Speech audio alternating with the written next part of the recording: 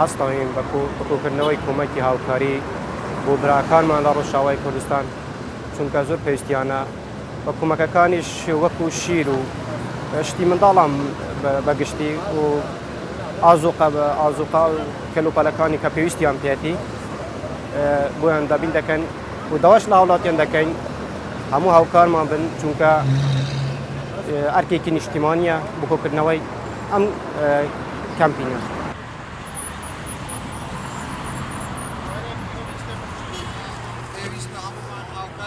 کوردانی رۆژئاوا بە هەموو لایەکمان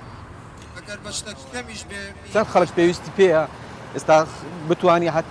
بە هەر شتێکی هەبی یارمەتی و خەڵکە فەقیر و لێ قەوماوی بدەیت کە ئێستا لێیان قەوماوە هەچەندی بە هەر شتێکی یارمەتیان بدەیت بەتانێک لەوان زۆر زەرورە قەمسەڵک لەوان زۆر زەرورە قەمیسێک لەوان زۆر زەرورە فەردە برنجێک و ئاردەك شتێک لەوان زۆر زەرورە.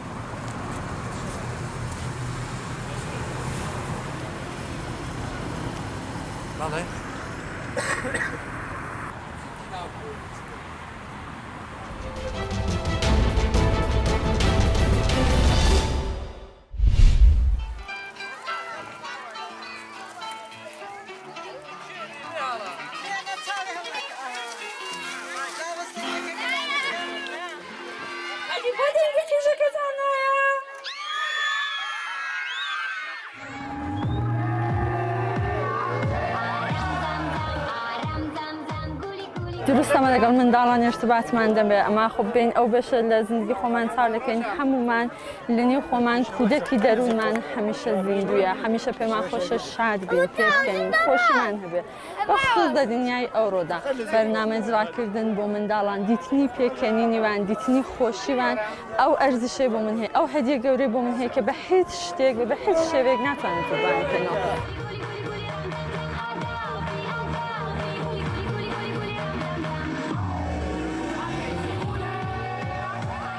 دومین فستیڤاڵی بۆ مناڵان کە لێرە لە پیرانشار بەرەورسی فستیڤاڵی کۆلارەیە واتە بادبادێک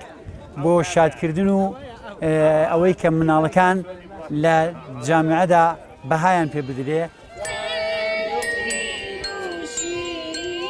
فەرهەنگی ئێمەدا قومارکردنی منداڵان زۆر مهمە بۆ ئەوەی کە منداڵ پەرە پێ بدرێت عزەتی نەفسی هەبێت و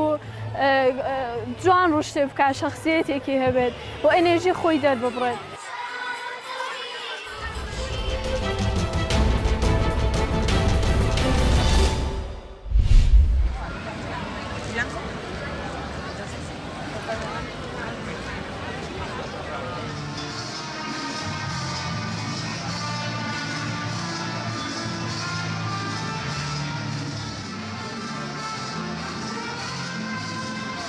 La visita al mercado de motores, bueno, la verdad es que vengo mucho, casi todos los meses, y me encanta. Hay en la parte de dentro zona de profesionales, fuera vintage, food trucks, está fenomenal para venir a pasar el día.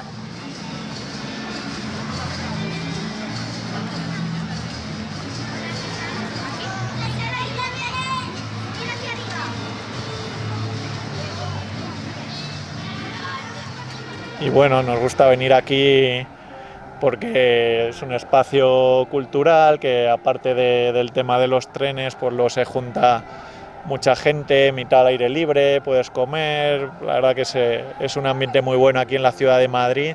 y es una bonita manera de pasar un domingo tanto con amigos como en familia y la verdad que está muy chulo.